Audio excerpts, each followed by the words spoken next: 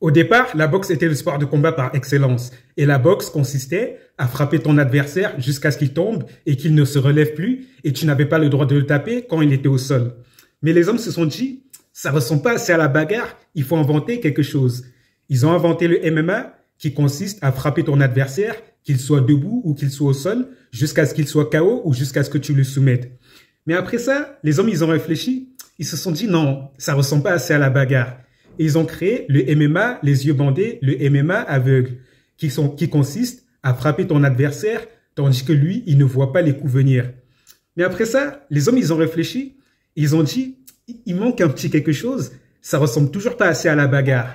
Puis, ils ont inventé le car MMA, qui consiste à se battre dans une voiture en situation réelle, et ils appellent ça du MMA, mais c'est seulement de la bagarre.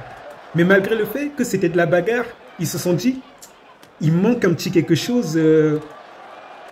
C'est trop facile. L'adversaire, il peut se défendre. Faut qu'on invente quelque chose où l'adversaire, il peut pas se défendre. Ils ont inventé les slap challenge, qui consiste à se mettre des gifles jusqu'à ce que l'autre tombe et l'autre n'a pas le droit d'esquiver la gifle et n'a même pas le droit de bouger sa joue pendant que vous lui mettez la gifle. Puis, les hommes, ils ont réfléchi. Ils se sont dit, il manque un petit quelque chose. On se prend des gifles tous les jours et on est habitué à prendre des gifles. C'est un sport qui... On peut s'en sortir. Ils ont cherché un autre sport où là, on ne peut pas s'en sortir. Ils ont créé le Nut Challenge, appelez ça comme vous voulez, qui consiste à donner des coups dans les noix et l'autre n'a pas le droit d'esquiver. Et c'est le paroxysme du sport de combat que les gens ont inventé aujourd'hui. Mais maintenant, je me pose une question. Jusqu'où on va aller? Et je me pose aussi une autre question. Ces gens-là qui font le Coconut Challenge ou le MMA couille, je sais pas, appelez ça comme vous voulez. Ces gens-là qui participent à ça, quand tu vas signer le contrat, qu'est-ce qui est marqué dans le contrat? C'est marqué dans le contrat que tu ne dois jamais désirer d'enfant. C'est marqué dans le contrat que, je sais pas, que si plus tard tu n'arrives pas à avoir d'enfant, tu ne dois pas te plaindre à l'organisation. Et maintenant, une autre question. Je me demande, ceux qui font ce sport, qui font ça, comment ils font pour s'entraîner?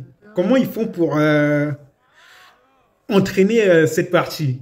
C'est le sport le paroxysme du sport le plus débile parce que c'est l'endroit le plus faible du corps et tu n'as pas le droit de te défendre pendant qu'on frappe sur l'endroit le plus faible du corps.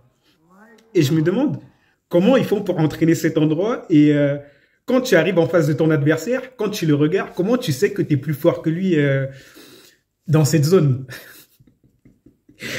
Bref, je me demande encore une fois de plus jusqu'à où on va aller.